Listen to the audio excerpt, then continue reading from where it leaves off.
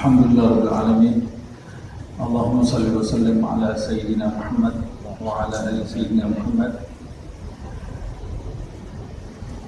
Sebelumnya saya mohon maaf terlambat.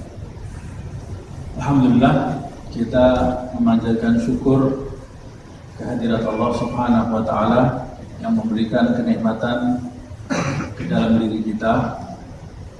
Diizinkan kita mengerjakan sholat zuhur secara berjamaah dan beriktikaf di masjid Allah Subhanahu wa taala. Habbul bilad ilallah masajiduha, tempat yang paling dicintai oleh Allah Subhanahu wa taala adalah masjidnya. Kita akan membahas mengenai tahapan mencapai kedekatan di sisi Allah Subhanahu wa taala. Seperti yang kita ketahui, Allah Subhanahu wa taala telah menjelaskan kepada umat manusia melalui lisan para nabi, para rasul, khususnya Nabi besar Muhammad SAW, bagaimana cara mengenali Sang Pencipta Allah Subhanahu wa taala dengan pengenalan yang sebenar-benarnya, dan bagaimana cara melaksanakan misi diciptakannya manusia dan jin di atas bumi ini, seperti yang disebutkan di dalam ayat wa ma khalaqtul jinna wal insa illa liya'budun. Tidak aku ciptakan jin dan manusia illa liya'budun, kecuali untuk menyembahku, ay liya'rifun. Maksud dari menyembahku di situ adalah mengenali kembali siapa Sang Pencipta, yaitu Allah Subhanahu wa taala. Sebab itulah diturunkannya para nabi dan diturunkannya kitab-kitab suci yang di dalamnya terdapat firman-firman Allah Subhanahu wa taala yang menjelaskan kepada umat manusia bagaimana cara kembali mendekat kepada Allah Subhanahu wa taala.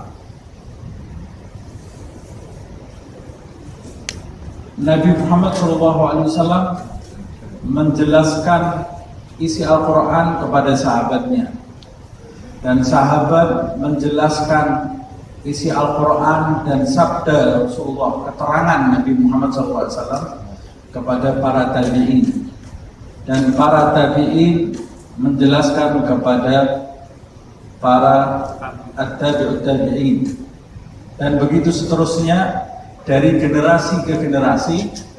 Nabi Muhammad tidak ada lagi di muka bumi ini, dia sudah dimakamkan di kota Madinah, tapi masih ada para pewaris Nabi Muhammad SAW. Mereka itulah para ulama yang disebutkan di dalam Al-Quran, innama yakhshallaha min ibadihi al-ulama. Sesungguhnya mereka orang-orang yang tunduk, yang takut kepada Allah Subhanahu wa taala dari kalangan hambanya adalah para ulama. Nabi sendiri mengatakan al-ulama warathatul anbiya. Ulama itu adalah pewaris para nabi, yaitu ulama yang memiliki sifat tunduk dan takut kepada Allah Subhanahu wa taala. Kemudian di dalam riwayat yang lain, ulama ummati ka anbiya Bani Israel. Ulama dari kalangan umatku itu seperti nabi-nabi dari Bani Israel, sebab mereka menjadi ulama-ulama Muhammad SAW, ulama-ulama Muhammadi yang mewarisi sifat-sifat Nabi Muhammad SAW. Mereka itu menjadi corong lisan Nabi Muhammad SAW di setiap zaman, di setiap generasi. Karena sudah tidak ada nabi lagi setelah Nabi Muhammad SAW, beliaulah penutup segala kenabian. Makanya pewarisnya adalah ulama-ulama ini. Saya jadi teringat cerita Abu Hurairah radhiyallahu anhu yang disebutkan di dalam riwayat, ketika melihat banyak orang mulai sibuk dengan dunia, melupakan akhirat, Abu Hurairah itu masuk ke dalam pasar, kemudian dia mengumumkan di tengah pasar, Siapa yang menginginkan warisan Nabi Muhammad SAW? Siapa yang menginginkan warisan Nabi Muhammad SAW? Orang-orang di pasar itu terperanjat, warisannya Nabi Muhammad pasti sesuatu yang banyak sekali. Di dalam riwayat Nabi sendiri pernah mengatakan, emas sebesar gunung meminta kepadaku agar aku memilikinya. Emas sebesar gunung, tapi aku memilih hidup sehari kenyang, sehari lapar, kata Rasulullah SAW. Pasti warisannya besar, kata orang-orang di pasar itu. Di mana warisan Nabi Muhammad SAW? Kata Abu Hurairah, sekarang di dalam masjid masih dibagi-bagi. Warisan Rasulullah SAW itu masih dibagi. Kalian ketinggalan di pasar ini. Akhirnya mereka berhamburan keluar dari pasar, lari menuju ke masjid, tidak mau ketinggalan warisan Nabi Muhammad SAW. Ketika mereka masuk ke dalam masjid, mereka dapati di dalam masjid itu hanya terdapat orang yang sedang berzikir, sedang rukuk, sedang sujud. Mendapati sahabat-sahabat Rasulullah SAW sedang membaca Al-Quran, sedang saling tawasau bil haq, tawasau bis sabr di dalam masjid. Kemudian mereka jengkel melihat ternyata tidak seperti yang mereka harapkan. Mereka keluar kemudian menegur Abu Hurairah, "Wahai Abu Hurairah, sejak kapan kamu belajar berdusta?" Kata Abu Hurairah, "Saya tidak pernah berdusta. Kamu tadi mengatakan ada bagi-bagi warisan di dalam masjid, tapi ternyata kamu bohong, tidak ada bagi-bagi warisan." Kata Abu Hurairah, "Demi Allah ada bagi-bagi warisan." "Mana?" Kata Abu Hurairah, "Apa kalian tidak pernah mendengar al-ulama warathatul anbiya? Ulama itu warisannya Nabi. Kalian ini sibuk dengan dunia, meninggalkan warisan yang berharga, yaitu para ulama." Nah, makanya kita diwarisi oleh Rasulullah SAW ulama untuk mengintisarikan hukum dari Al-Quran dan Al-Hadis. Kita diwarisi oleh Nabi Muhammad SAW ulama-ulama di sepanjang zaman untuk menjelaskan kepada kita pemahaman yang benar tentang Al-Quran dan Al-Hadis. Siapa yang mengkaji Al-Quran dan Al-Hadis tanpa melalui ulama, maka salahnya lebih banyak daripada benarnya. Salahnya lebih banyak daripada benarnya. Tidak mungkin seseorang bisa memahami agama dengan otodidak. Ini sudah salah besar. Jadi kalau mau memahami Al-Quran harus melalui corongnya Nabi Muhammad SAW, yaitu para ulama yang sebenarnya. Karena ada ulama-ulamaan juga ya, para ulama yang sebenarnya ya. Siapa ulama yang sebenarnya? Dijelaskan oleh Allah yang memiliki ketundukan kepada Allah Subhanahu wa taala. Singkatnya, kalau kita melihat, kita ingat Rasulullah SAW. Dari akhlaknya, dari tindak tanduknya, dari tutur katanya, dari ilmunya, kita mengingat Nabi Muhammad SAW. Nah, kenapa saya jadi berbelok membahas ulama? Karena saya mau menjelaskan perintah Allah untuk kembali mengenalinya, mendekatkan diri kepadanya, turun kepada nabi-nabi, kepada umatnya melalui corong sahabat dan para ulama dari kalangan Nabi Muhammad SAW. Makanya kita lihat rumusan Al-Quran dan Al-Hadis itu terdapat di dalam kitab-kitab para ulama. Kita tidak boleh meninggalkan kitab-kitab para ulama. Contohnya seperti kitab Ihya Ulumuddin. Umpamanya seperti kitab Ihya Ulumuddin. Kitab Ihya Ulumuddin itu dikarang oleh seorang ulama besar, Hujjatul Islam, Abi Hamid Muhammad bin Muhammad Al-Ghazali. Ini kitab yang luar biasa. Dia di dalam kitab itu menulis bagaimana rumusan untuk mencapai kedekatan di sisi Allah Subhanahu wa taala. Siapa yang ingin mencapai kedekatan di sisi Allah Subhanahu wa taala, maka hendaknya dia menilik kitab Ihya Ulumuddin. Baru kemudian nanti itu sebagai jembatan bagi dia untuk memahami Al-Quran dan Al-Hadits dengan cara yang benar, dengan pemahaman yang benar. Atau seperti kitab-kitab Imam Nawawi rahimahullah, atau seperti kitab-kitab lainnya yang senada dengan Imam Ghazali dan Imam Nawawi. Atau dari kalangan Bani Alawi ada seperti Al-Imam Abdullah ibn Alawi Al-Haddad yang kitab-kitabnya juga senada dengan Imam Ghazali, dan ada kitab-kitab yang lainnya.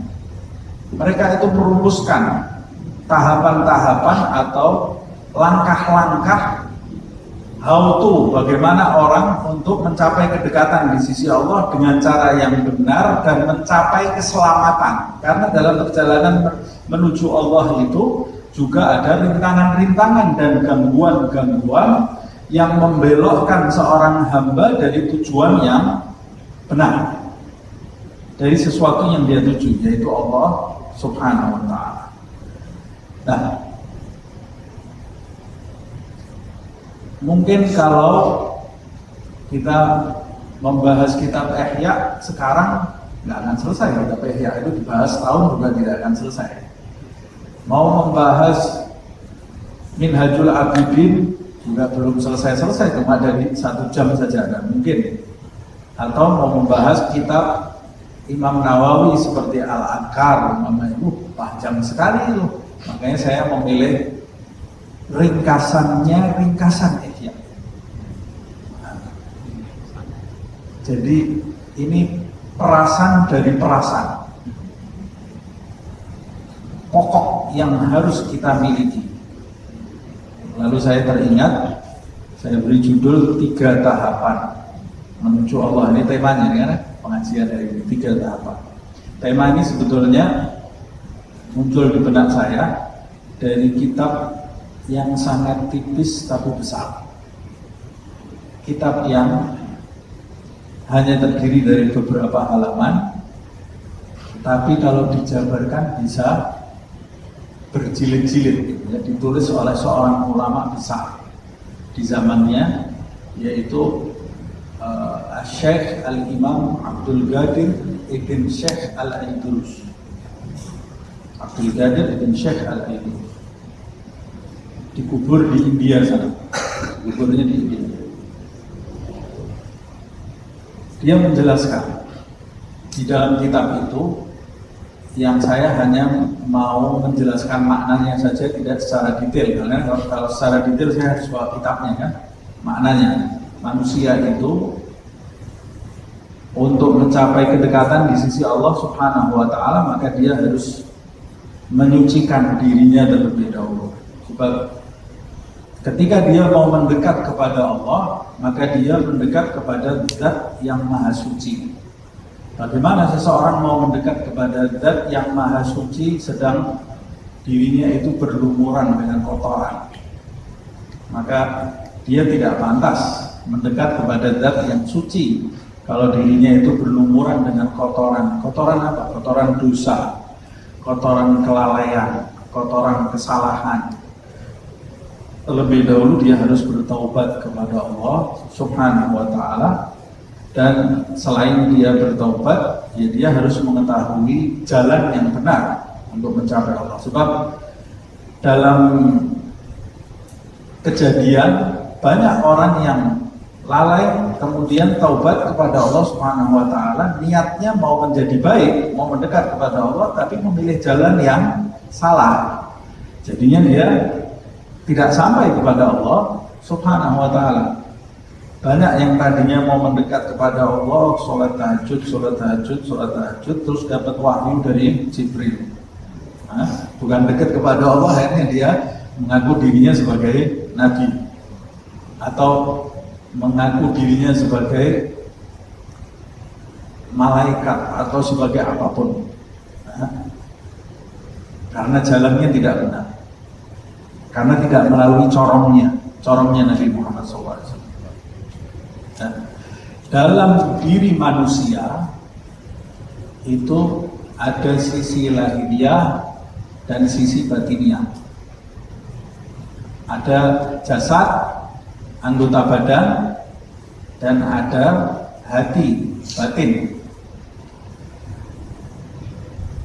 Untuk mencapai kedekatan di sisi Allah Subhanahu wa Ta'ala, maka kita harus menyucikan lahiriah dan batiniah kita, dan kita juga harus menjaga lahiriah dan batiniah kita sampai kita mendapat kedekatan di sisi Allah Subhanahu wa Ta'ala, mendapat pandangan Allah, mendapat rahasia dari Allah Subhanahu wa Ta'ala, rahasia kedekatan itu.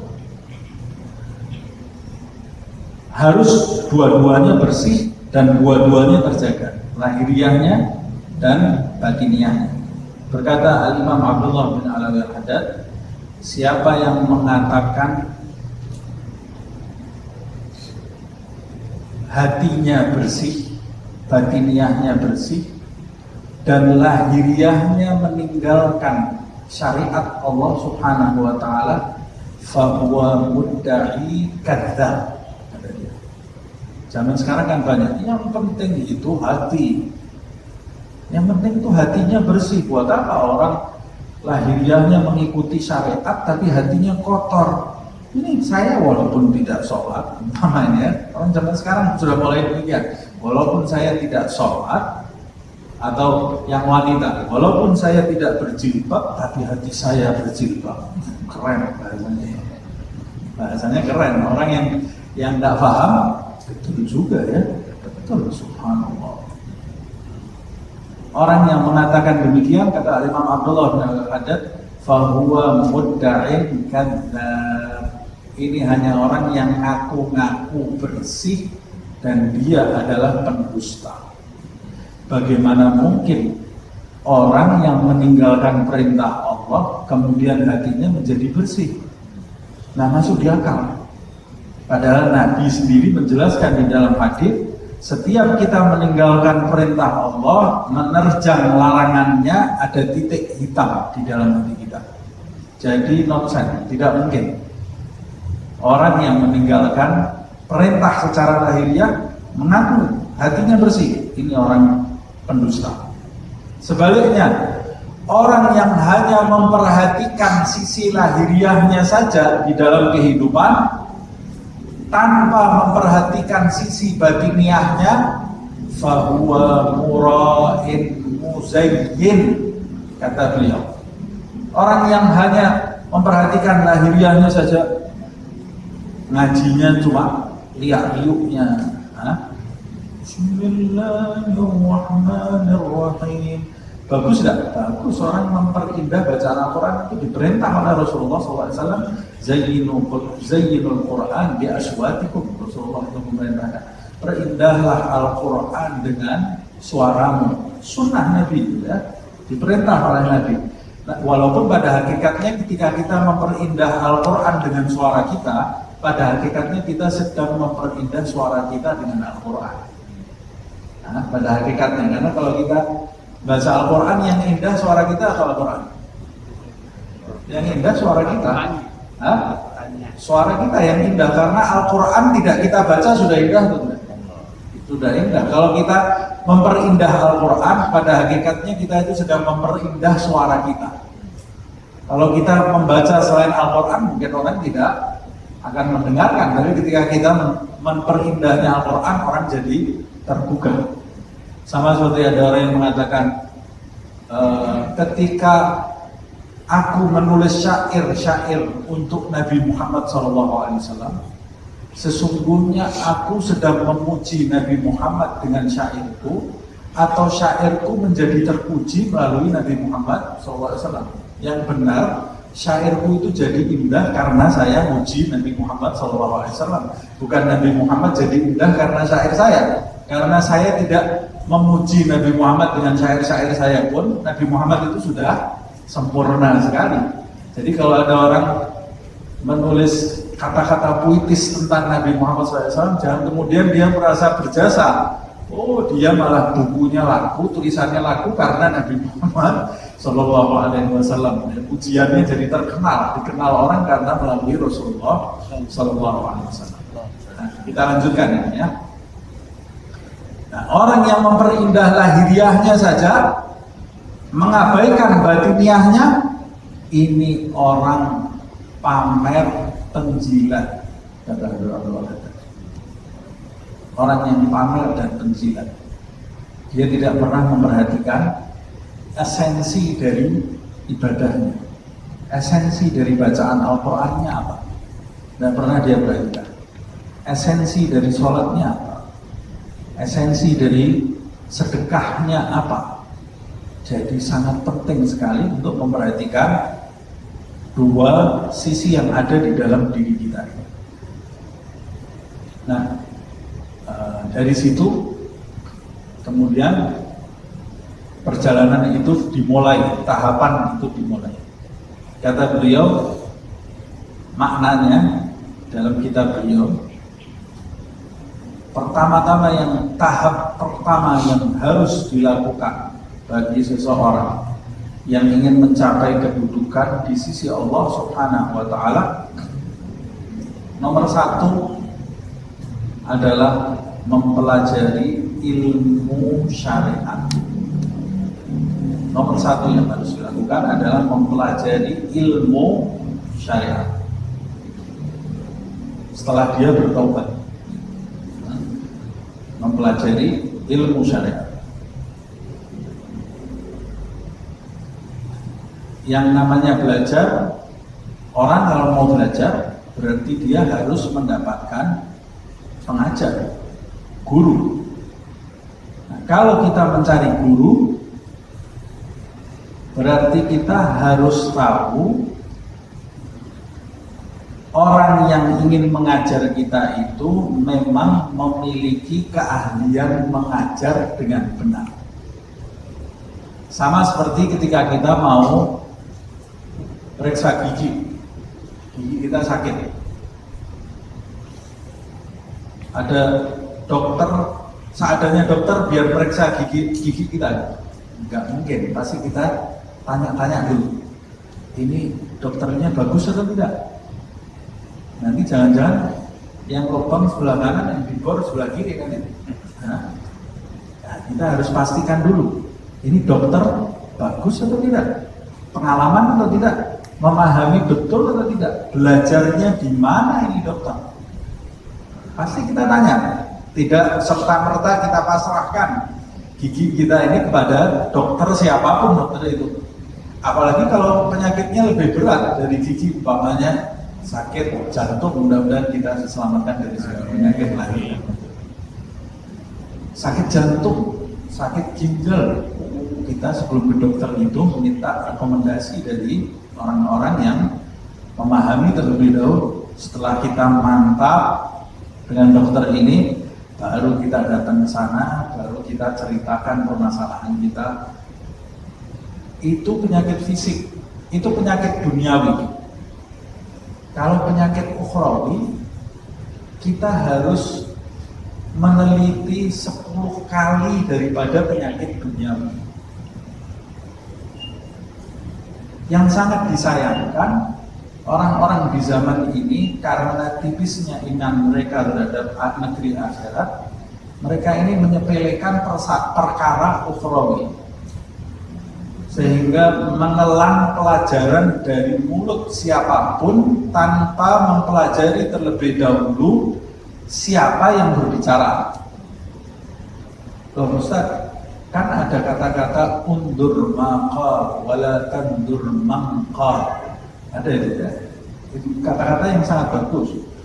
Lihatlah apa yang diucapkan, jangan kau lihat siapa yang mengucapkan. Tapi kata-kata ini yang dimaksud dari kalimat ini adalah nasihat, bukan pelajaran syariat, bukan pelajaran akidah.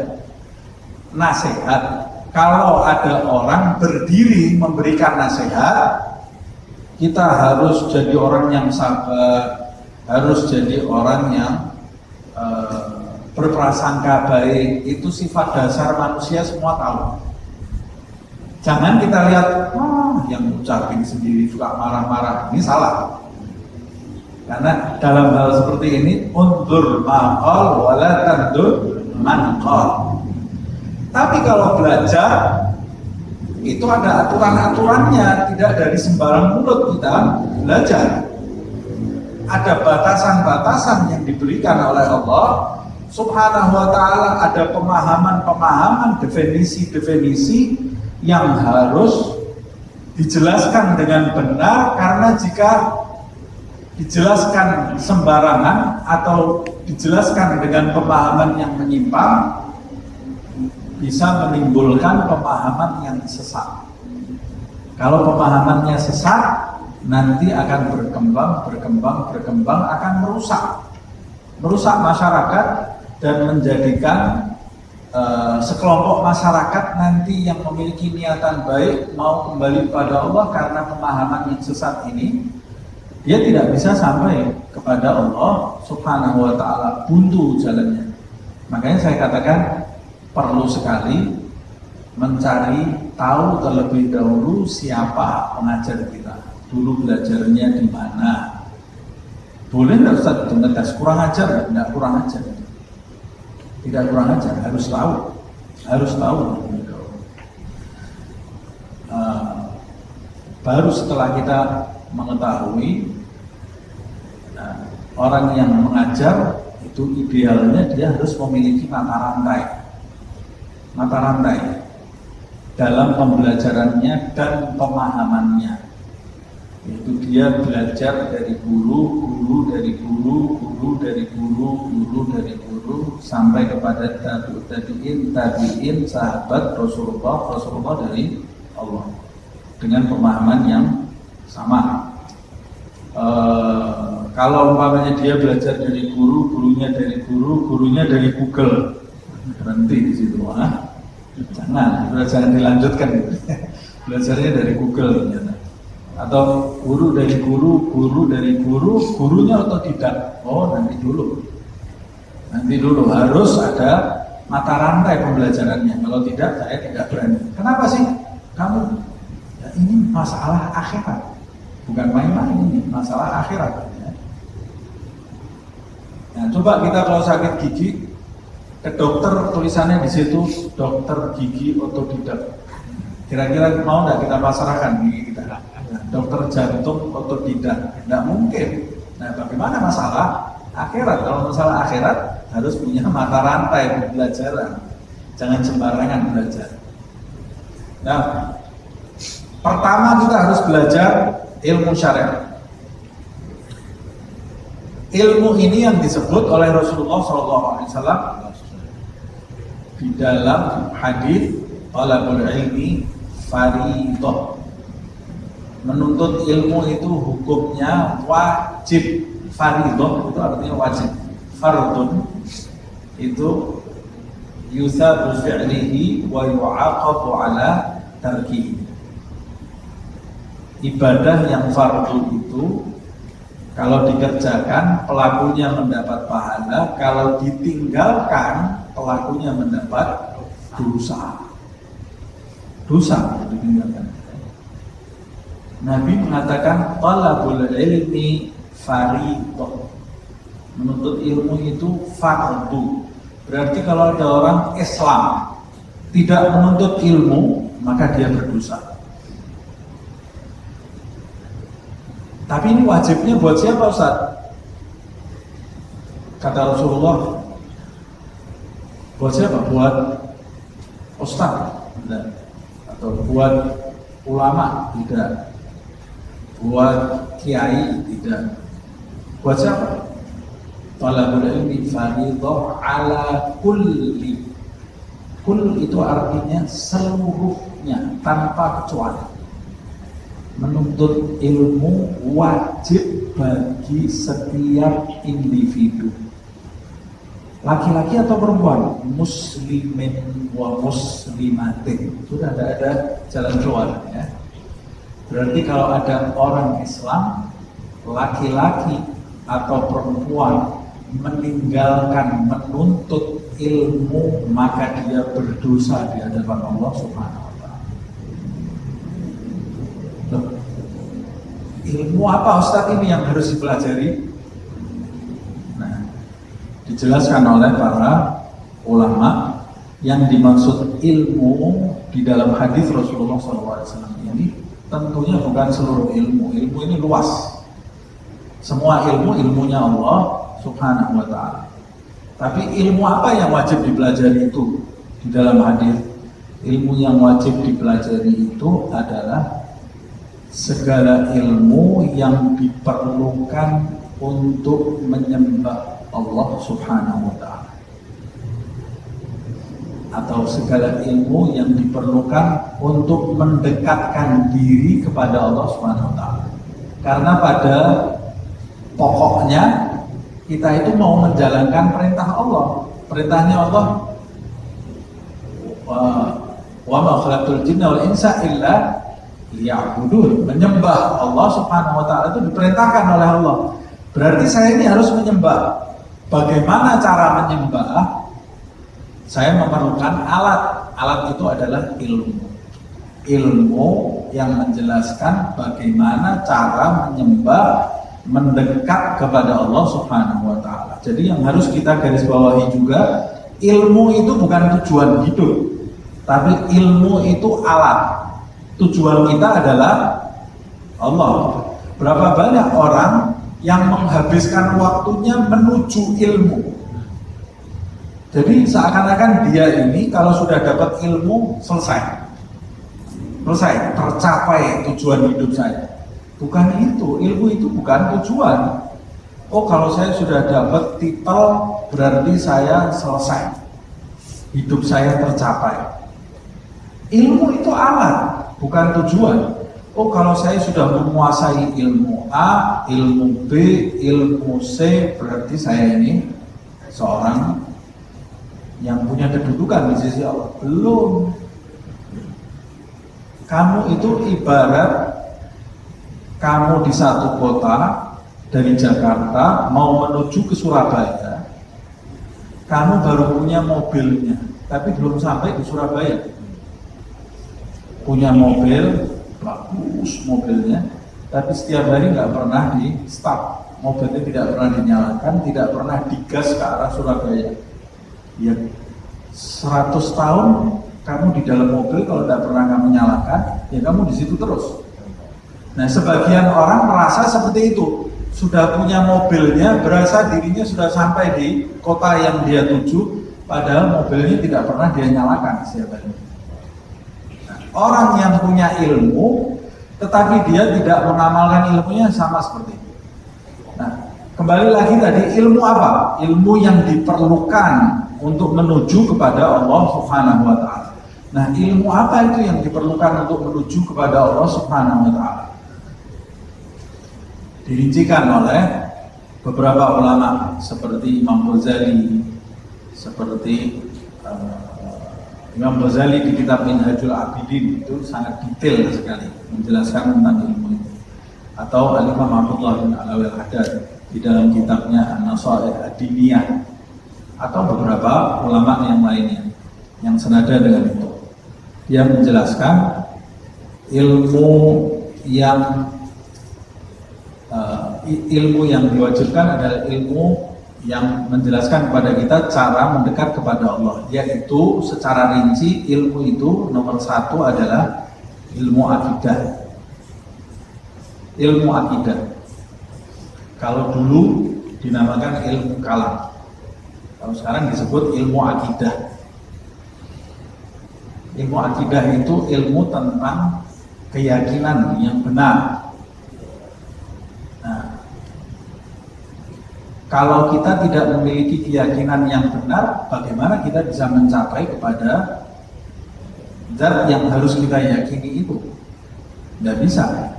Sebelum kita mencapai Allah Subhanahu wa Ta'ala, maka kita harus memiliki keyakinan yang benar tentang Allah Subhanahu wa Ta'ala. Kalau keyakinan kita menyimpang, kita tidak akan pernah sampai. Keyakinan yang benar itu mencakup keyakinan tentang Allah, tentang Allah, itu sifat-sifat Allah seperti apa. Kemudian tentang para malaikat Allah Subhanahu wa Ta'ala, sifat-sifatnya seperti apa.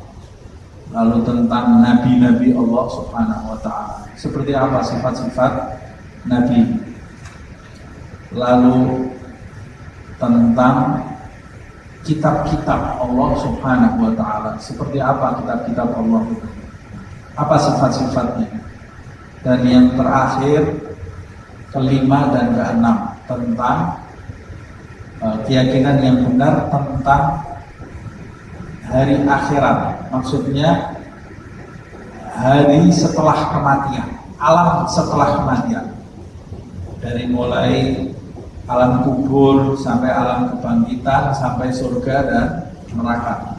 Kemudian keyakinan yang benar tentang ketetapan dan ketentuan Allah Subhanahu wa Ta'ala yang kemudian dirumuskan jadi rukun iman. Itu kan disebutkan di dalam hadis, antuk minabillahi wa malaikatihi wa kutubihi wa rusulihi wa bil yaumil akhir wa bil qadari khairihi wa syarrihi. Ini keyakinannya harus benar, karena keyakinan yang benar itu membantu, memotivasi kita untuk mencapai apa yang kita inginkan, yaitu menjalankan perintah menyembah Allah Subhanahu wa Ta'ala. Setelah akidah, yang harus kita pelajari adalah ilmu tata cara atau ilmu fikih, tata cara beribadah yang benar. Belajar dari guru yang benar.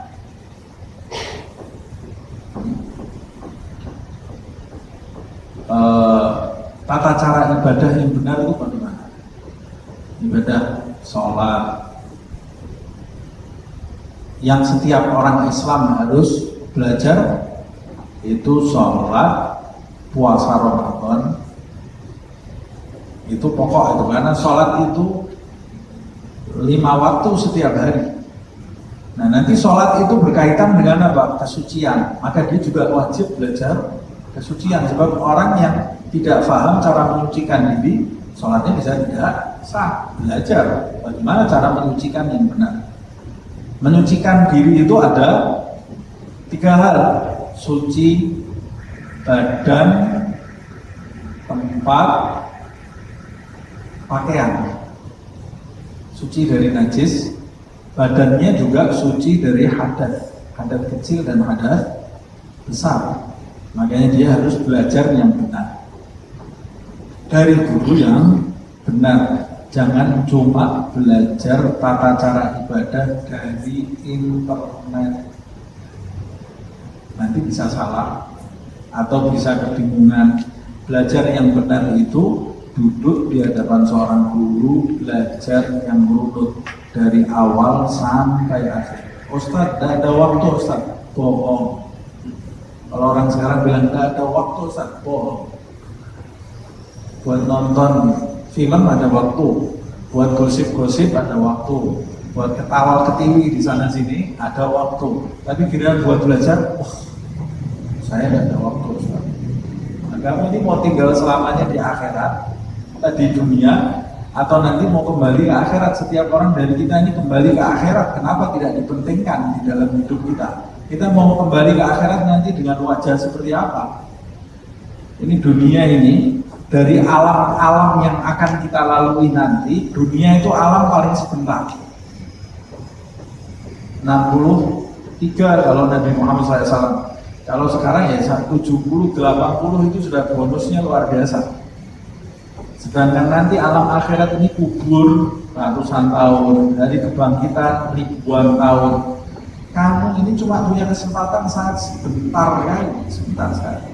Makanya sampai di dalam Al-Quran disebutkan illa asyiyatan aw duhaha, cuma sebentar, singkat sekali kehidupan dunia. Manfaatkan. Harus belajar yang benar. Tata cara itu. Orang yang mau berpuasa Ramadan, sebelum masuk Ramadan dia harus belajar tata tata cara puasa Ramadan dengan benar. Orang yang mau bersedekah, sebelum bersedekah dia juga harus belajar bagaimana cara bersedekah yang zakat, maksud saya, zakat yang wajib, zakat, cara mengeluarkan zakat yang benar. Belajar. Kemudian orang yang mau menunaikan haji, ya dia harus belajar bagaimana tata cara haji yang benar, umrah yang benar. Orang yang mau jual beli, dia harus belajar bagaimana tata cara jual beli yang benar supaya tidak terjebak di jual beli yang batil. Jual beli yang batil nanti apa yang dimakan menjadi syubhat atau haram, bisa jadi masuk jatuh ke dalam perbuatan yang haram sehingga dia menghasilkan rezeki yang tidak halal, padahal rezeki yang tidak halal itu berpengaruh. Sya'a am aba, kata Rasulullah, tahu atau tidak tahu orang yang kemasukan barang haram itu akan berpengaruh bagi perjalanannya menuju Allah Subhanahu wa ta'ala. Makanan itu paling harus dijaga. Kata Sahibuz Zubat, wa ta'atun mimman haraman ya'kulu mithlul bina'i fawqa mawjin yuj'alu. Kata dia, amal taat yang disertai makanan haram, perbuatan taat yang dilakukan oleh orang yang makan makanan yang diharamkan, seperti orang yang membangun suatu bangunan di atas ombak lautan. Kapan jadinya? Tidak mungkin jadi. Semennya baru ditaruh kena ombak lagi, taruh kena ombak lagi, tidak akan terbangun. Nah, orang yang melakukan amal taat disertai makanan haram tidak akan mencapai kedudukan di sisi Allah Subhanahu wa ta'ala. Makanya harus belajar. Kalau kamu mau jual beli ya kamu harus belajar. Belajar itu saya katakan belajar tadi yang runut. Nah, bukan comot sana comot sini ya. Kemudian orang yang mau menikah, nah, jual beli kalau tidak benar nanti bisa jatuh di perbuatan riba. Padahal Allah Subhanahu wa ta'ala mengatakan siapa yang melakukan praktek riba, dia menantang Allah, perang. Masa orang perang kepada Allah bisa sampai mencapai kedekatan di sisi Allah? Yamhaqullahu riba, Allah membinasakan harta riba, kata Allah SWT.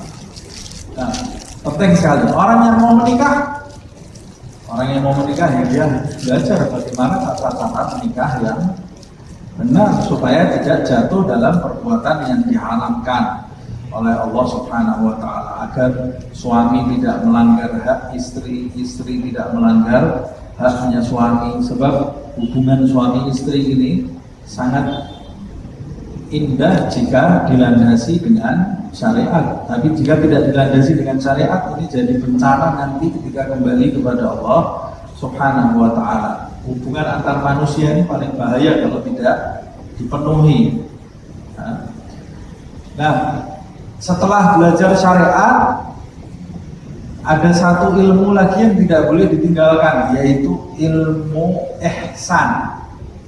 Ilmu ihsan itu ilmu yang berkaitan dengan hati. Saat mempelajari, saat mengamalkan perbuatan, itu ada hati yang harus dijaga juga. Makanya kita harus mempelajari penyakit-penyakit hati dan bagaimana cara menanggulanginya, yang kemudian sekarang dikenal dengan ilmu tasawuf ya. Ilmu tasawuf itu sebetulnya ihsan, itu anta'budallaha ka'annaka tarah fa in lam takun tarahu fa innahu yaraka.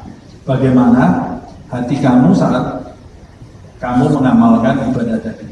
Nah, setelah itu,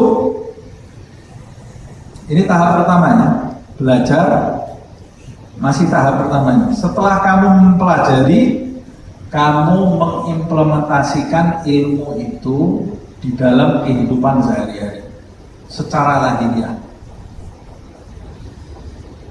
Ada sholat, ada zakat, ada, kemudian ada juga bukan cuma perintah kan, ada larangan-larangan yang harus kita hindari seperti khamr, minum-minuman keras, zina, mencuri, gosip-gosip, ada larangan mulut, Ada larangan telinga, larangan mata, larangan perut, larangan kemaluan, larangan kaki. Nah, setelah kita pelajari semua larangan-larangan tadi, yang dihalalkan itu lebih banyak daripada yang dilarang. Makanya yang dilarang itu disebut oleh Allah. Kalau yang disebut, yang dihalalkan, Al-Quran itu tidak cukup 30 juz. Karena yang dihalalkan lebih banyak, yang diharamkan itu sedikit. Yang diharamkan buat mata kita sedikit, makanya bisa disebut. Yang diharamkan buat mulut kita, mulut itu jangan riba, jangan fitnah, jangan bohong. Selesai. Lainnya kamu bicara apa aja halal. Halal. Tapi karena manusia ini punya nafsu, tidak bisa menguasai nafsunya, yang dilarang itu malah yang dikerjakan terus setiap hari. Padahal yang dihalalkan lebih banyak daripada yang dilarang. Mata, kamu dihalalkan melihat segala sesuatu di alam semesta ini. Yang dilarang cuma jangan melihat aurat. Aurat orang lain jangan dilihat. Yang kedua, jangan melihat orang lain dengan pandangan meremehkan. Yang ketiga, jangan memata-matai keburukan orang. Selesai. Lainnya dihalalkan oleh Allah Subhanahu wa ta'ala. Tapi yang tiga ini yang dilakukan terus setiap hari. Padahal masih ada selain tiga ini yang dihalalkan banyak sekali. Telinga juga begitu. Perut. Makanan yang halal itu banyaknya luar biasa. Kenapa kamu ngejar yang haram? Yang haram itu sedikit.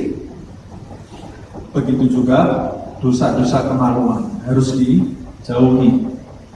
Dosa-dosa kaki juga harus dijauhi, larangan-larangannya. Setelah dipelajari, kemudian dipraktekkan di dalam kehidupan sehari-hari, sehingga anggota badan kita terjaga dari keburukan. Kita menjadi orang yang soleh. Kalau sudah anggota badan kita ini terjaga dari keburukan-keburukan, dari hal-hal yang terlarang, kita menjadi orang soleh. Siapa orang soleh itu? Kan kita sering nyebut, wah itu orang Masya Allah, orang soleh. Siapa sih orang soleh itu? Orang soleh itu orang yang anggota badannya tidak melakukan perusakan, tapi melakukan perbaikan. Itu orang soleh. Kalau anggota badannya masih berbuat kerusakan, walaupun dia sholat 1000 rakaat setiap hari, dia belum pantas disebut orang soleh. Nah, siapa orang soleh? Orang soleh itu orang yang anggota badannya terjaga dari kerusakan, berbuat kerusakan, dan menggunakan anggota badannya untuk kebaikan. Itu orang soleh. Matanya untuk kebaikan, telinganya untuk kebaikan, sholat, tangannya bersedekah, mulutnya tersenyum. Ini orang soleh ini. Orang sekarang anggapannya orang soleh ini, kemudian nangis, selesai. Ini orang soleh. Belum tentu. Saya tidak mengajarkan suudzon ya. Ini penilaian ini untuk diri kita sendiri. Sayyidina Umar bin Khattab, sahabat-sahabatnya datang ke Sayyidina Umar, dia bilang, wahai Amirul Mukminin, di dalam masjid ada orang soleh. Kata Sayyidina Umar, jangan tergesa-gesa dulu. Sayyidina Umar tidak mengajarkan suudzon, prasangka buruk, tapi jangan menghukumi orang soleh dengan menyimpulkan kesalehan itu dengan sesuatu yang salah. Kata Sayyidina Umar, kamu tahu dari mana dia itu orang soleh? Kata sahabat-sahabat Sayyidina Umar, ya karena dia sholat sampai nangis. Sholatnya aja sampai nangis. Lama, sholatnya berdiri lama, nangis. Ngajinya juga, luar biasa, beliau hebat ngajinya. Kata Sayyidina Umar, kamu sudah pernah berinteraksi uang dengan orang itu? Belum. Sudah pernah jual beli atau belum? Sudah pernah pergi jauh lama? Belum. Kalau gitu jangan cepat-cepat sebut dia orang soleh. Orang itu kalau sudah uang, tapi aslinya kelihatan ya. Sholatnya bisa nangis, tapi kalau depannya ada uang, wah sifat aslinya langsung kelihatan. Atau kita pergi bareng lama berhari-hari gitu ya, saat di dalam grup kita itu dia pergi bareng bersama kita. Orang itu kalau mau berpura-pura berpura-pura itu tidak kuat, 1 hari 1 malam tidak tahan dia. Nanti pasti sifat aslinya akan muncul. Jadi jangan hukumi diri kita soleh kalau di dalam masjid. Saya di dalam masjid, alhamdulillah saya orang soleh, masya Allah. Kalau mau tahu soleh atau tidak, pas di jalan nanti ada gangguan, kamu bersikap seperti apa? Nah itu terbukti kamu soleh atau belum soleh, sudah teruji ya. Nah, kalau orang menjalani tahapan pertama ini, maka dia berhasil mewujudkan dalam kehidupannya sehari-hari tahap pertama dalam perjalanan mendekat kepada Allah telah dia lewati, yaitu menjadi hamba soleh, hamba yang soleh. Baru dia bisa melakukan perjalanan tahap kedua. Perjalanan tahap keduanya adalah, wah Ustaz, saya yang tahap pertama saja belum. Ya memang sebagian besar orang itu jalan di tempat, tidak naik-naik. Sebagian besar manusia dia menyangka dirinya sudah dekat banget dengan Allah SWT, padahal dia ini baru jalan di tempat. Kata guru saya, sebagian besar orang itu seperti kambing yang diikat di pasar. Itu waktu Idul Adha. Kambing itu kan tidak punya otak, diikat di pasar itu, dia muter terus di pasar itu, berasa capek, jalannya saya sekarang terang sudah jauh sekali dari jalan. Padahal dia jalan muter di tempat. Sebagian besar hamba itu berasa dia sudah mencapai sesuatu di sisi Allah Subhanahu wa taala, tapi dia baru jalan di tempat karena dia tidak melakukan tahapan ini dengan benar, tidak belajar dengan benar. Nah, yang tahap kedua ini mulai menginjak tahap kedua. Tahap keduanya ini urusan batiniah, urusan hati. Sebelum seseorang meluruskan lahiriahnya, maka batiniahnya tidak mungkin bisa lurus. Tidak mungkin bisa lurus. Karena batiniah, meluruskan batiniah itu lebih susah daripada lahiriah. Kalau lahiriahnya masih bengkok, belum benar, batiniahnya tidak mungkin bisa benar.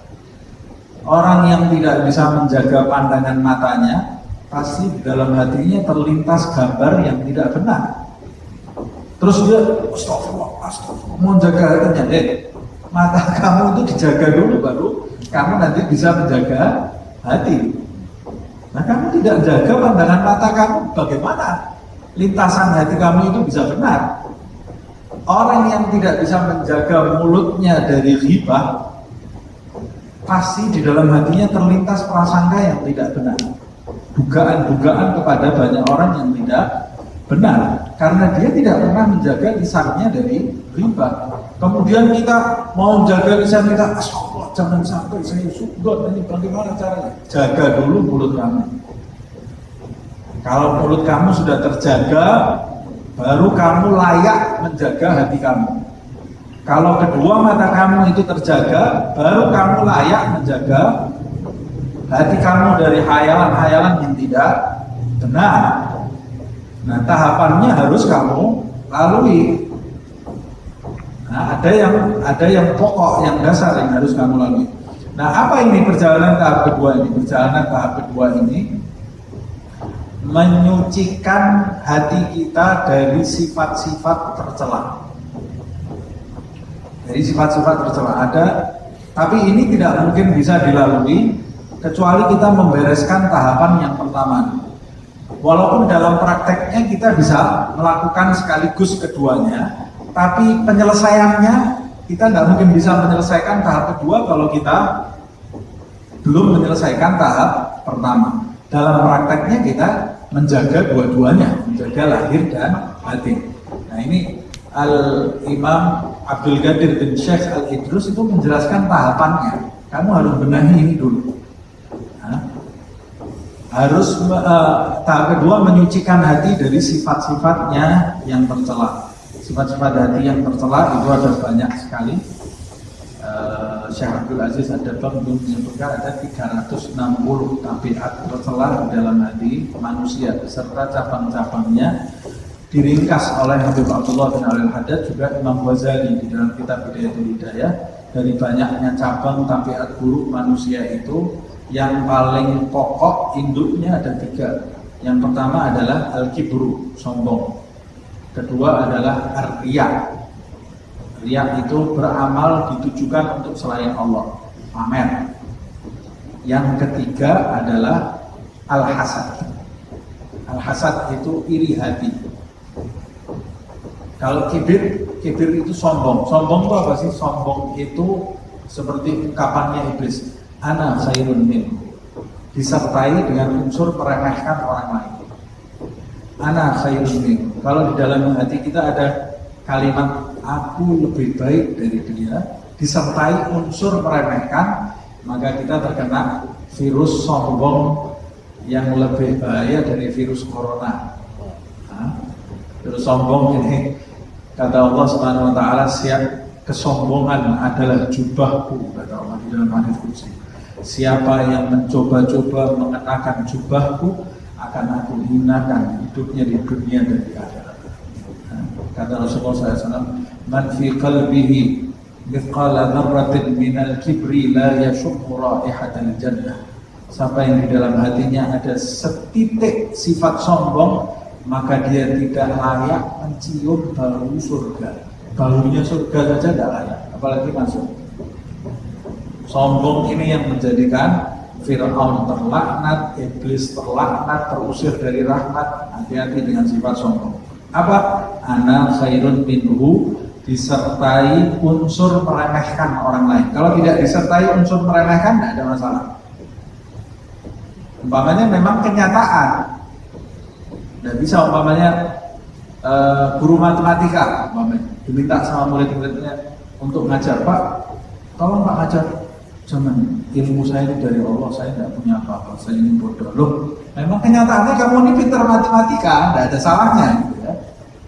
Atau orang pintar ilmu tajwid, diminta mengajar tajwid, terus dia, wah saya takut sombong.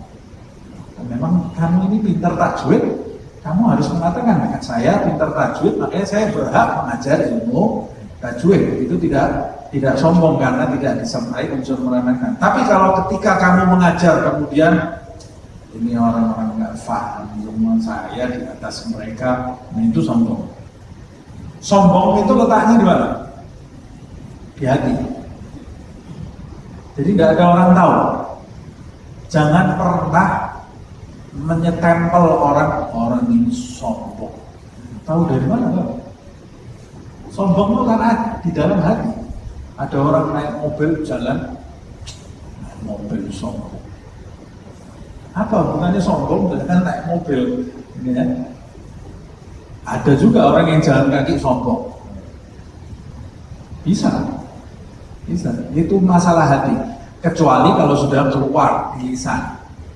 Kalau di dalam hati namanya al-kibru. Kalau keluar di lisan namanya takabur. Iblis itu sudah keluar di lisannya kan. Kenapa kamu tidak mau sujud, kata Allah Subhanahu wa taala? Ana khairun minhu.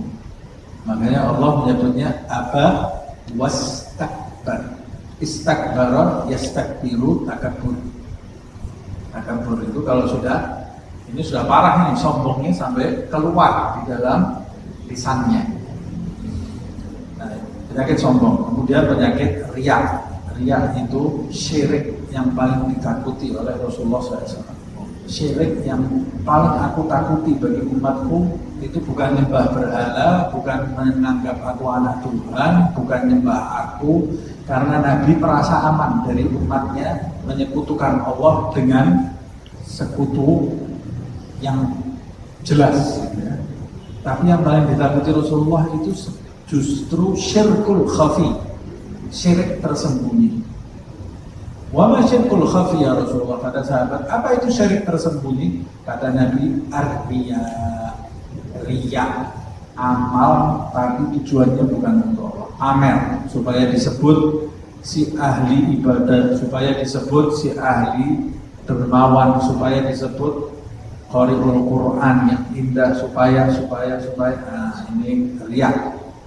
Kemudian yang ketiga hasad.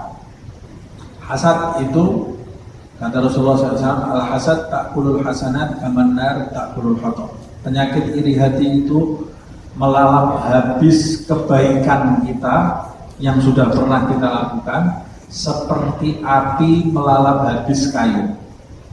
Jadi sebelum iri hati itu kita hilangkan, itu terus akan melalap habis kebaikan, keburukannya masih tetap ada. Jadi yang dihabiskan kebaikan yang sudah pernah kita lakukan. Apa tepatnya iri hati? Iri hati itu marah ketika orang lain mendapatkan kenikmatan dan menginginkan kenikmatan itu lenyap dari orang tersebut. Itu definisi dari iri hati.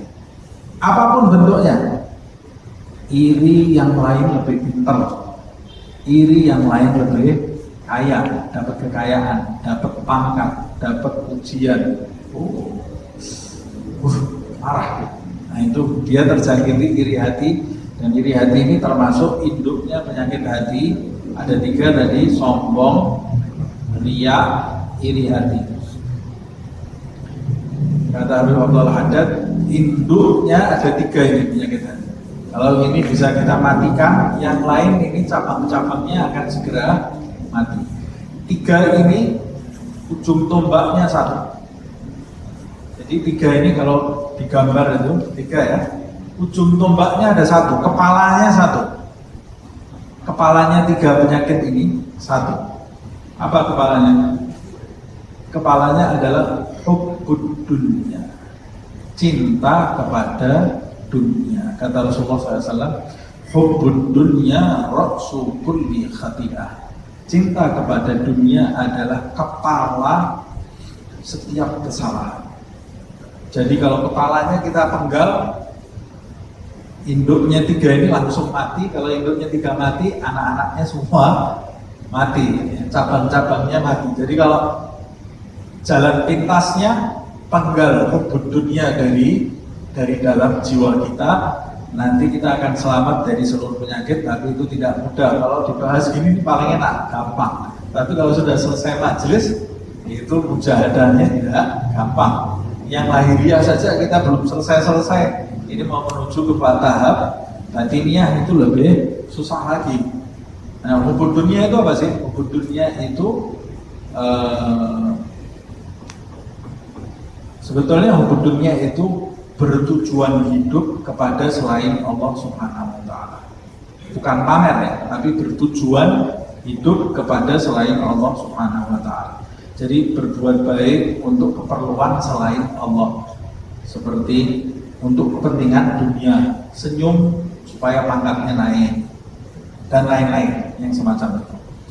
Nah, siapa yang menyucikan hatinya dari sifat-sifat tercela ini, kemudian menggantinya, menghiasinya dengan sifat-sifat terpuji, seperti marah jadi sabar, prasangka buruk diubah jadi prasangka baik, sombong jadi tawadhu, rendah hati, dan lain-lainnya. Kalau sudah semuanya berubah jadi sifat-sifat terpuji, maka dia akan mendapat predikat nafsul mutmainnah. Nafsunya akan menjadi nafsu yang mutmainnah. Nafsul mutmainnah itu nafsu yang sudah tunduk. Nafsu yang sudah tunduk itu nafsunya siapa? Nafsunya orang yang lahiriah dan batiniahnya itu sudah menjadi baik.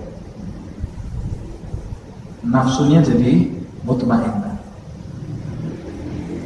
Kalau orang nafsunya sudah menjadi nafsul mutmainnah, nafsunya menjadi baik, dia layak mencapai tahap ketiga. Ini tahap terakhir.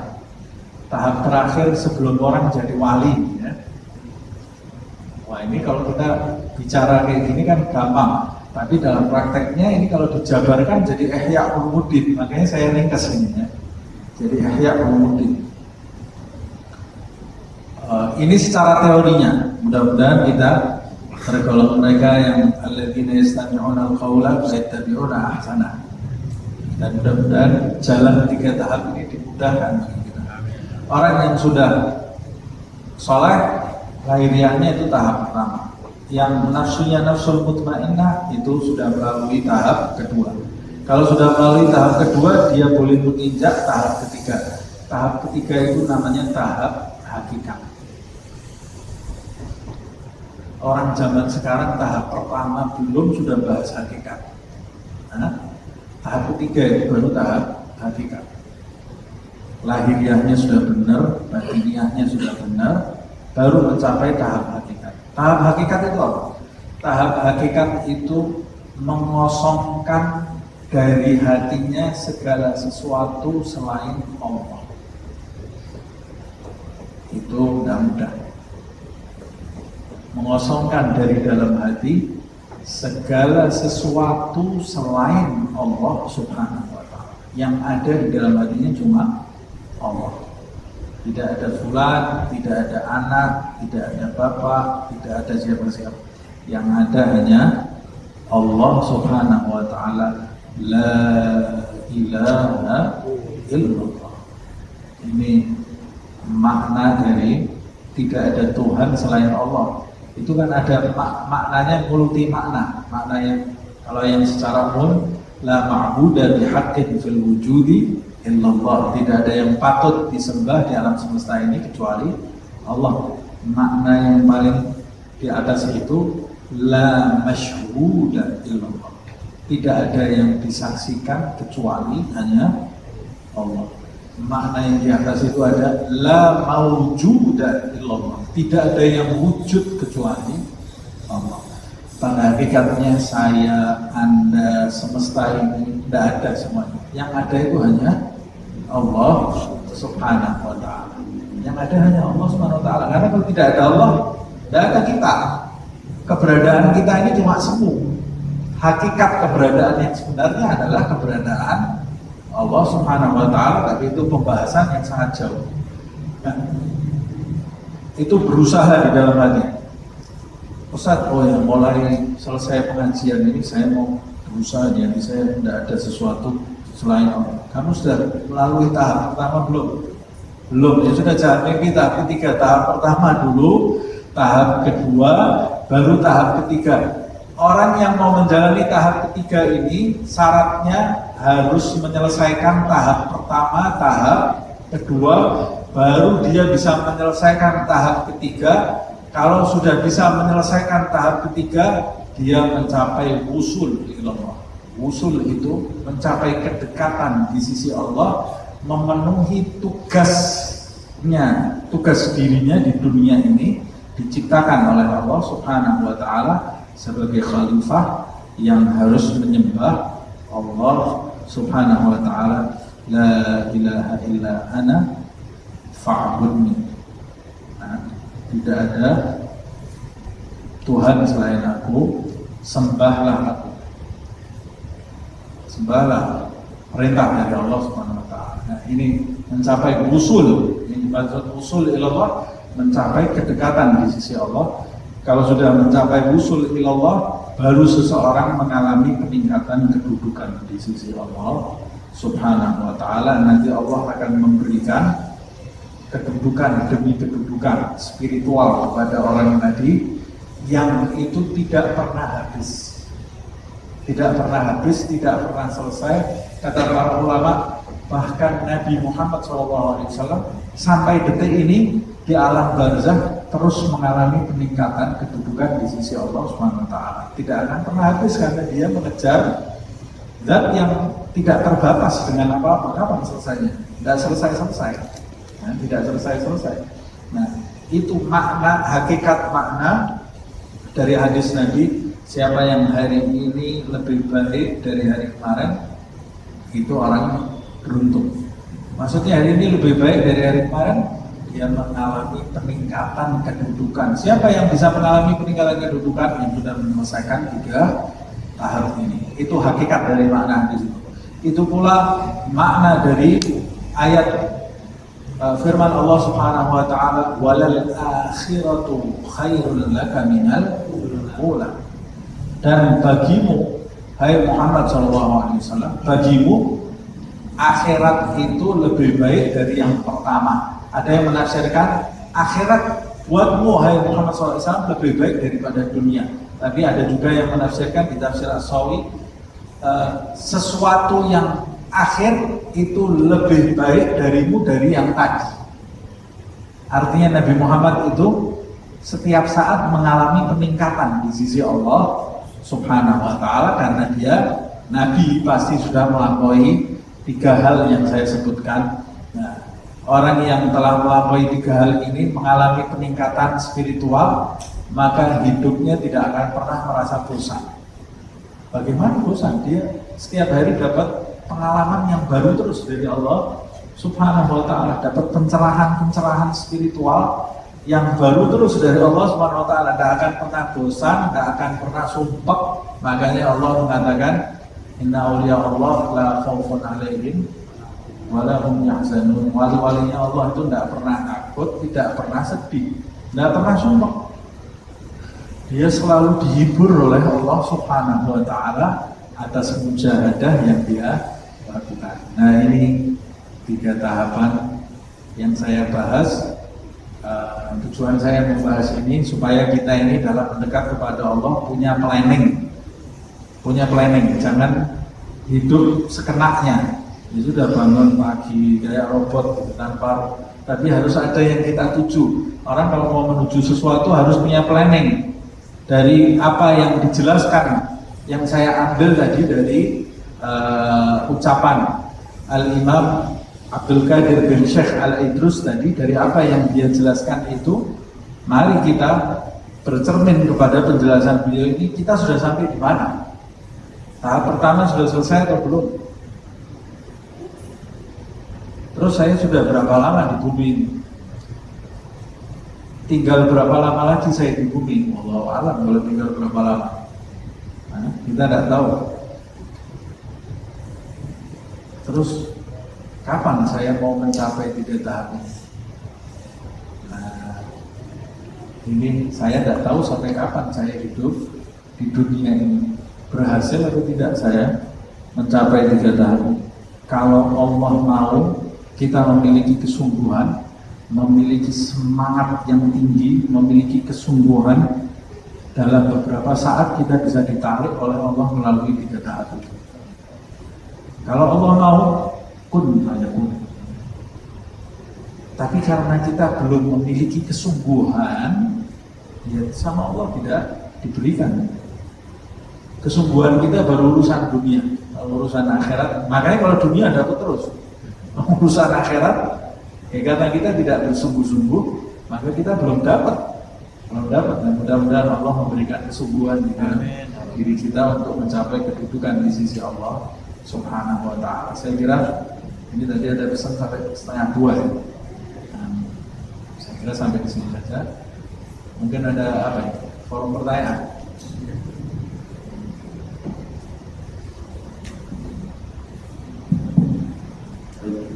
Mungkin ada pertanyaan yang mau ditanyakan kepada Ustaz.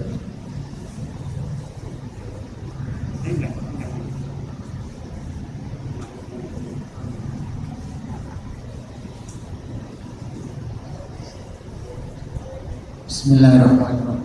Assalamualaikum warahmatullahi wabarakatuh. Waalaikumsalam. Ustaz, ini saya bertanya, Ustaz. Tujuan kita adalah jelas untuk mendekatkan diri pada Allah.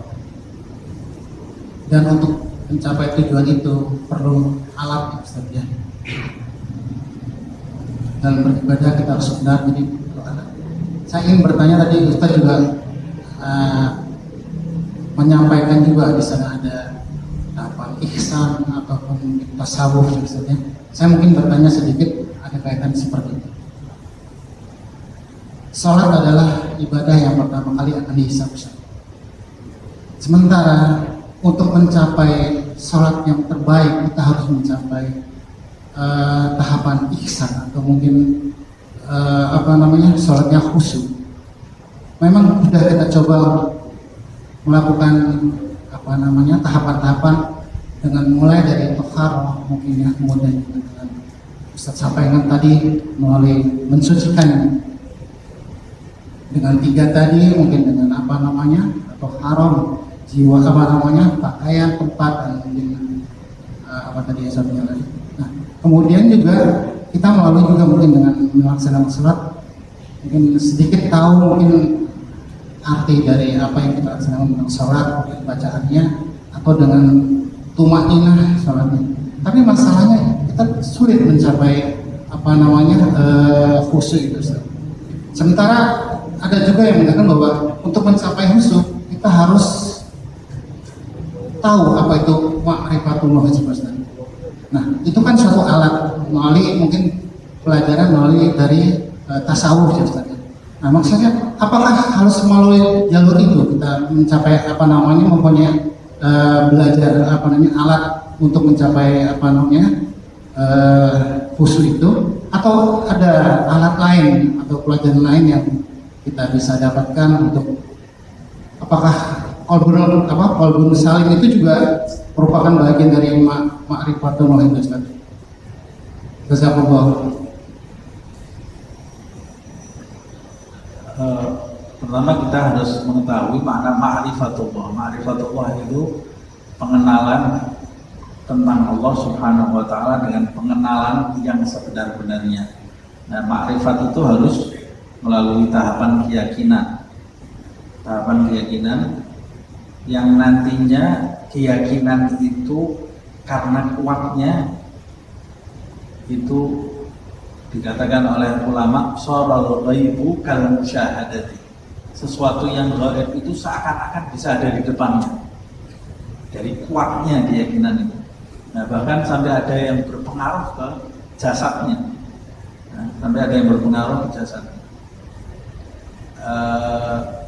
Itu makrifat.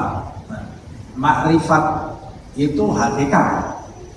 Nah, hakikat itu hasil itu dicapai melalui usaha itu melalui alam.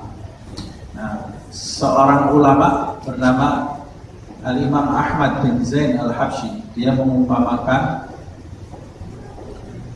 hakikat atau ma'rifat itu diumpamakan seperti buah yang muncul dari suatu pohon.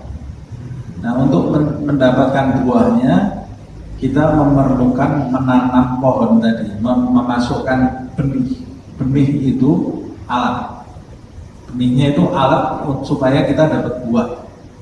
Nah, itu adalah ilmu. Kemudian benih itu kalau tidak kita sirami, tidak kita rawat, ya mati dia. Makanya kita harus menyirami, merawat benih tadi. Menyirami dan merawatnya itu namanya mujahadah. Jadi ilmu itu harus mujahadah, harus diamalkan. Nah, dalam pengamalan ini itu ya kita kadang-kadang benihnya gagal, kita tanam lagi, ngamalkan lagi, terus begitu. Yang menumbuhkan buah siapa? Allah Subhanahu wa Ta'ala. Kapan tumbuhnya buah? Tidak bisa kita umpamanya nanam pohon mangga. Kita jadwal, saya nanam bulan April, ini nanti Oktober umpamanya. Oktober mangganya satu keluar, bisa? Tidak bisa. Yang nanamkan, yang memunculkan buah itu Allah Subhanahu wa Ta'ala. Bisa nggak saya nanam tahun 2021 buahnya baru muncul 2025? Bisa jadi, karena yang memunculkan buah itu bukan saya, Allah. Itu makanya alainal harakah wa 'alallah tarakah. Kewajiban kita cuma satu, gerak. Nanti hasil itu urusannya Allah Subhanahu wa Ta'ala. Biasanya orang kalau bergerak, Allah memberi hasil. Nah, makanya kendalanya lagi, kalau orang yang sudah mencoba bergerak, itu masih ada satu syarat yang harus dia penuhi. Dia tidak boleh bersandar kepada usahanya. Karena sebenarnya apa yang dia capai bukan dari usaha itu. Usaha itu hanya menunjukkan kesungguhan dia menginginkan sesuatu dari Allah Subhanahu wa taala. Tapi ketika dia mendapatkan, itu bukan dari usaha dia, itu hanya Allah Subhanahu wa taala. Jadi kita tidak bisa umpamanya buah mangganya itu tumbuh kemudian kita petik, ini berkat saya nanam mangga, salah kamu. Buktinya ada juga orang nanam pohon mangga, mangganya tidak tumbuh, tidak keluar-keluar.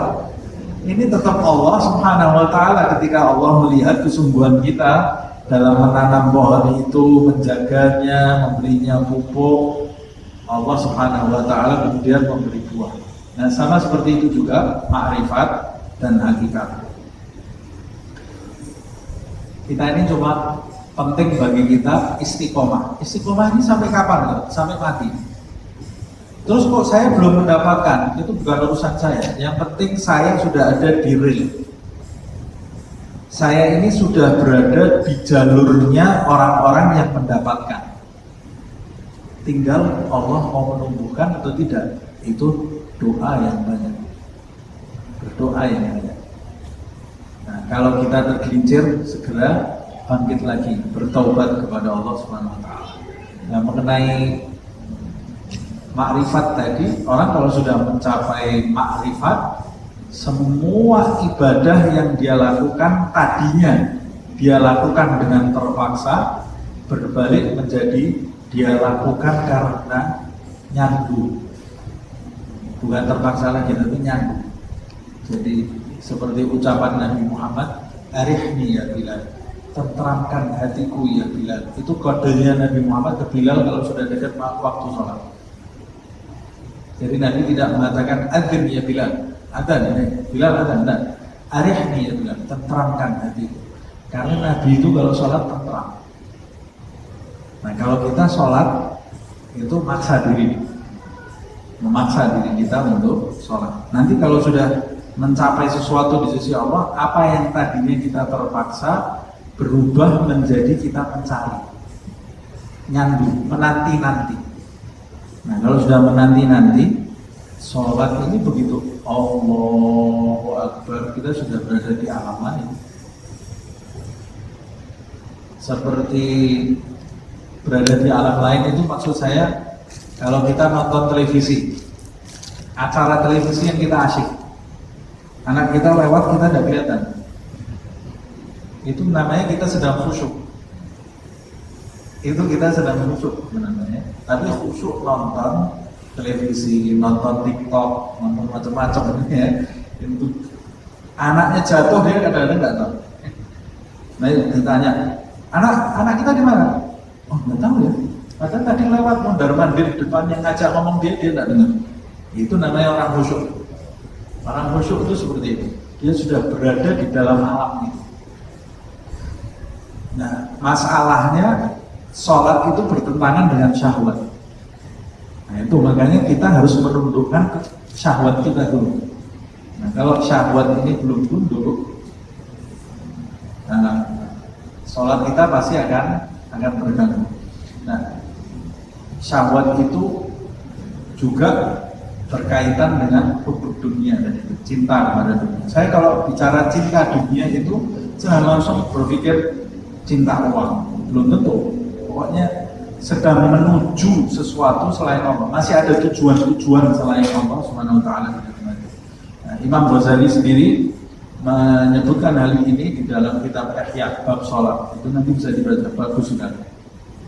Dia mengumpamakan lintasan-lintasan hati ketika orang sholat itu seperti burung yang hinggap di satu pohon. Kita mau istirahat di bawahnya pohon itu, burungnya rame terus, mau istirahat nggak bisa-bisa kan? Burung berkicau. Sama seperti itu, orang yang mau sholat itu sebetulnya orang yang mau istirahat. Sholat itu sebetulnya istirahat dari penatnya dunia ini. Tapi kita diganggu sama kicauan lintasan hati ini. Seperti burung yang bertengger di pohon. Kalau kita usir, burungnya pergi sebentar, balik lagi. Di situ ramai lagi, kita tidak bisa istirahat lagi. Nah, kicauan lintasan hati itu punya tempat bertengger di hati kita yang menghalangi kita untuk menikmati santainya sholat, nikmatnya sholat. Seperti halnya burung itu bertengger di pohon, lintasan hati itu bertengger di hubbud dunia, kata Imam Buddha. Jadi orang kalau sudah tidak ada cinta kepada selain Allah di dalam hatinya, saat itu dia akan khusyuk 100% di dalam sholat. Dan itu ya, melalui proses, pasti akan melalui proses. Nah, makanya tadi dikatakan, apakah kita harus menjalani proses-proses? Harus menjalani proses ini. Kalau kita tidak, Islam itu pada intinya ya penyucian jiwa dan raga, menyuci jiwa dan raga kita sampai kita itu layak disebut Abdullah, hambanya Allah, bukan hamba selain Allah. Makanya ada yang menafsirkan ya ayyatuhan nafsul mutmainnah irji'i ila rabbiki, yang dapat panggilan kembali kepada Allah itu hanya orang-orang yang nafsunya sudah tunduk. Mutmainnah irji'i ila rabbiki radiyatan mardiyah, dia sudah rela sebagai hambanya Allah dan dia diridhoi oleh Allah Subhanahu wa taala. Dia rela sebagai hamba Allah dan Allah rela dia sebagai Tuhan dia. Nah, ini hambaku betul. Yang lain-lain masih ada hamba TV, ada hamba HP, ada hamba uang, ada hamba intelektualitas, ada hamba pangkat. Ini hambaku betul. Radiyatan mardiyah. Kalau sudah diridhoi, fadkhuli fi ibadi. Masuklah kamu ke dalam soft hamba-hambaku, diakui status kehambaannya oleh Allah Subhanahu wa taala. Wadkhuli jannati, masuklah kamu ke surga ma'rifatku. Kamu akan mencicipi suatu experience pengalaman yang tidak dimiliki oleh sebagian besar dari kalangan hamba Allah Subhanahu wa taala. Dan kamu sudah ada di surga sebelum kamu masuk surga.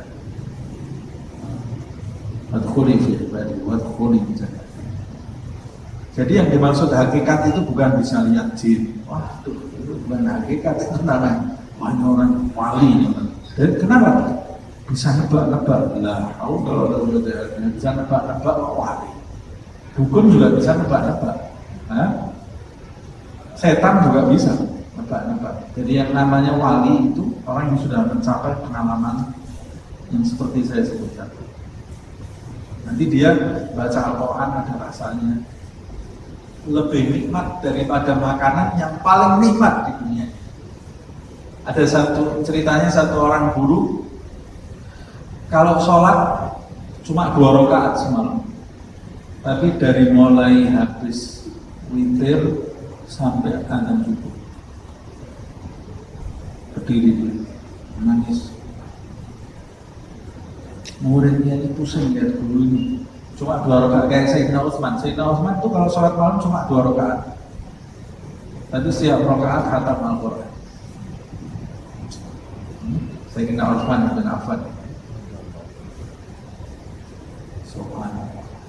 Sahabat-sahabatnya Rasulullah itu kalau malam seperti tiang-tiang di masjid itu, seperti tiang tidak bergerak, bajunya ini basah dengan air mata. Kalau malam sampai diumpamakan malam seperti pendeta-pendeta, siang hari seperti singa-singa. Itu sahabatnya Rasulullah SAW menghadapi orang-orang yang durhaka kepada Nabi Muhammad SAW, mau merencanakan pembunuhan kepada Rasulullah SAW. Imam Ali Zainal Abidin itu disebutkan seorang tabi'in, disebutkan dalam riwayat setiap malam sholat 1000 rakaat, 1000 rakaat setiap malam.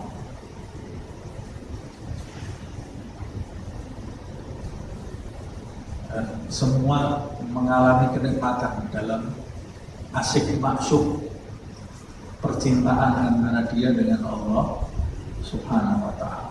Di antara ciri-ciri orang yang sudah cinta kepada Allah, kalau malam tidak tidur dalam hadis qudsi disebutkan kadzaba man idda'a mahabbati. Allah di dalam hadis qudsi ini, sungguh dusta mereka yang mengaku mencintaiku ketika di waktu berdua-duaan denganku mereka tertidur bersamaku. Waktu berdua-duaan, orang kalau cinta itu pasti mau berdua-duaan dengan yang dicintai, tidak ada yang lain yang ganggu ya. Nah, waktu berdua-duaan dengan Allah itu yang paling nikmat ya di waktu malam hari. Nah, saya kira itu ya. Mudah-mudahan Allah Subhanahu wa taala memberikan kepada kita nikmatnya beribadah. Dalam hadis juga disebutkan zaqa ta'mal iman, mencicipi rasanya iman. Jadi iman itu ada rasanya, tapi rasanya rasa spiritual, rohani.